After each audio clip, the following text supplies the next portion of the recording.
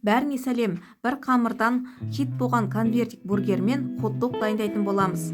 Ол үшін 400 грамм сүтке 200 грамм суымызды құйып жылытып, үстіне 5 ас қасық қант, 2 ас қасық дрожжымызды салып, араластырып, бетін жауып көтерілгенше қойып қоямыз.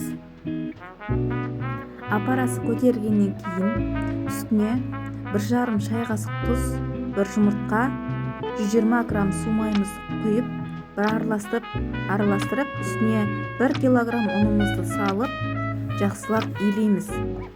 Ең соңында қамырда жақсылап 3-4 минутқа жақсылап ең қандырып илейсіздер өздерін. Басқа ұн қоспайсыздар. Бетін жауып 2 сағатқа қамырды ашытуға қойып қоясыздар. Осымен қамыр дайын.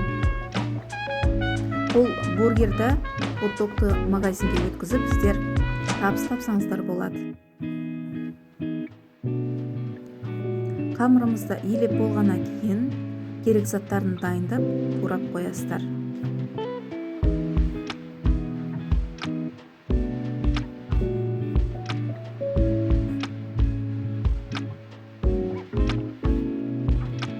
Керек заттар: колбаса, майонез, кетчуп, корейский салат дайын осындай.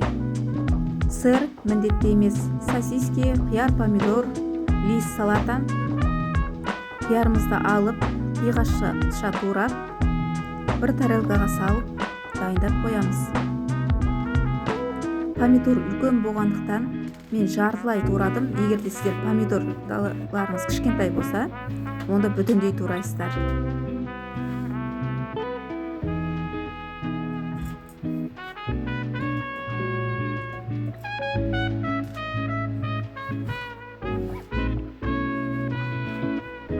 Сұрақтарыңыз болса, комментарийға жаза кетіңіздер. Мен міндетті түрде жауап беремін.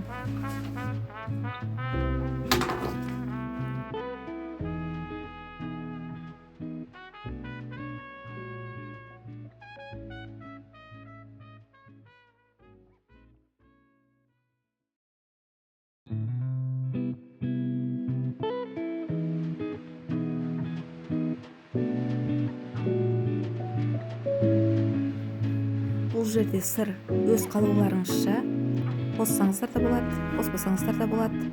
Лист салатаның астыңғы жағын кесіп тастап, үстіңгі жағын ғана пайдаланамыз.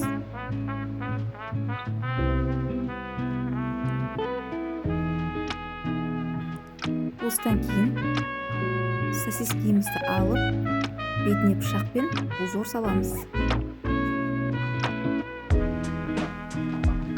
Мен осындай сосиски қолданамын.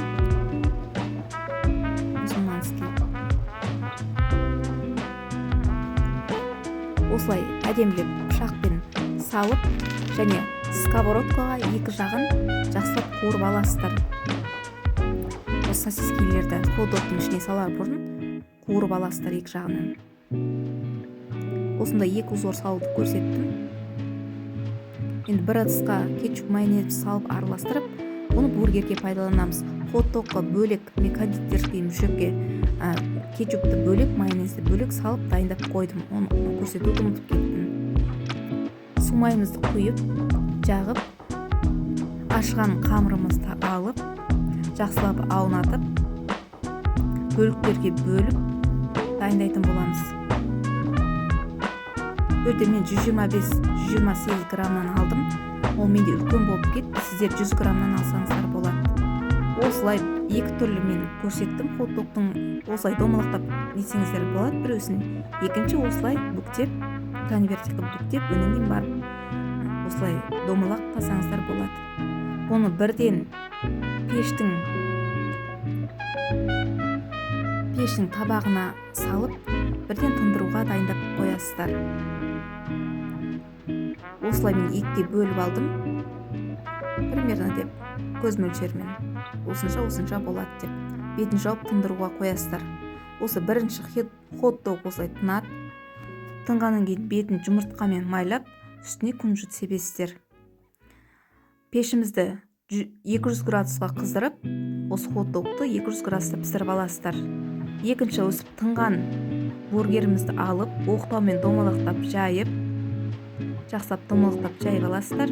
үстіне су майымен майлап, міндетті түрде майлаймыз. Осылай бірінші домалақта түгелдеп майлап аласыздар. Су маймен екінші бүктеп, екінші жағын майлайсыздар.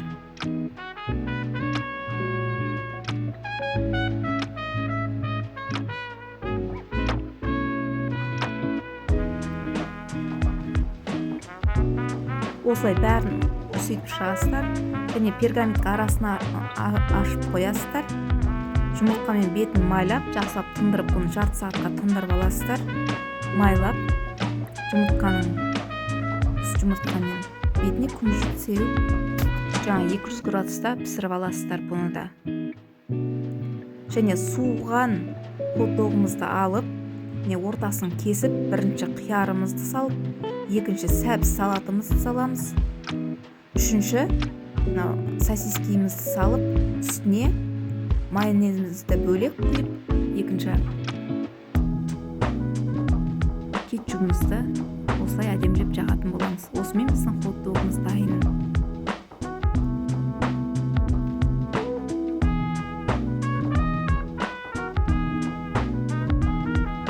Бұдан кейін конвертигімізді жинайтын боламыз. Суыған осы бургерімізді алып, жаңағы майонез немізді жағып, кетчугімізді бірінші ең астыңғы жағына лист салата мен помидор, екінші қияр, және үшінші бізде тек қана өсіп колбаса салсаңыздар болады, сырмен колбаса салсаңыздар болады, ең беткі жағына қияр салсаңыздар болады. Ол міндетті осылай болу керек деген емес.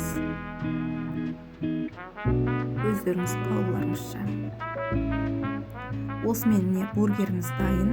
Менің видеом ұнады деген сенімдемін. Маған подписаться етіп, лайк баса кетіңіздер.